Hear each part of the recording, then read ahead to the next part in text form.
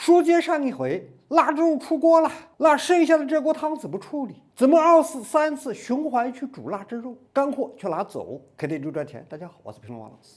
上节课煮完肉，这锅汤可不敢倒，这可是腊汁肉的宝贝。我们就是要循环利用这锅汤去煮肉。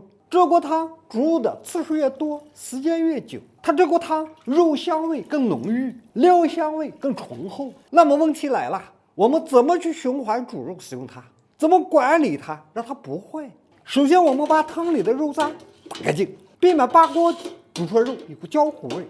其次，煮完一锅肉，汤会减少，剩了这么多。如果直接下肉去煮，越煮汤越少，煮着煮着就没汤了，而且煮出来肉味越来越咸，料味越来越重。所以再次煮肉就得补水，把汤量补到和第一次煮肉齐平的样子。重新打火烧开，面临一个问题，需不需要下调料？调料怎么下？必须要下调料。上一次用过的料包继续下进去，这个料包可以重复使用3到4次。葱姜包得换个新的。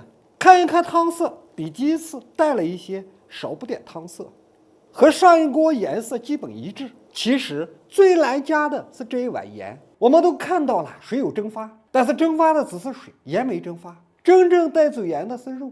我们腊汁肉每斤肉煮熟后，它会带走8克左右的盐。上一锅我们煮了3斤肉，它带走了24克的盐。所以这一次我们把肉带走的盐补进去。听着是不是有点绕口？其实我们做的就是保证每一锅煮肉卤汤的咸度是一致的，或者像我一样掐着指头算一算，或者市面上有盐度计，每次都测一测，就不用算账了。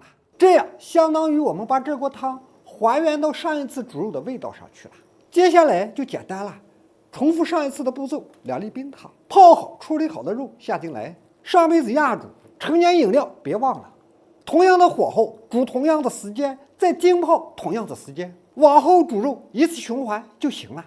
问一下前面的问题，什么是老汤？怎么管理它？这锅汤保证不坏不变质的前提下，反反复复的煮肉，时间越来越长，这个汤就越来越老，这就是老汤的概念。那怎么管理它，它才不坏？记着天热了，早晚各烧开一次，烧开后千万不能加锅盖，加盖就会把汤焖馊的。烧开的目的就是为杀菌，记得每次煮肉前把里面的肉渣杂质打干净。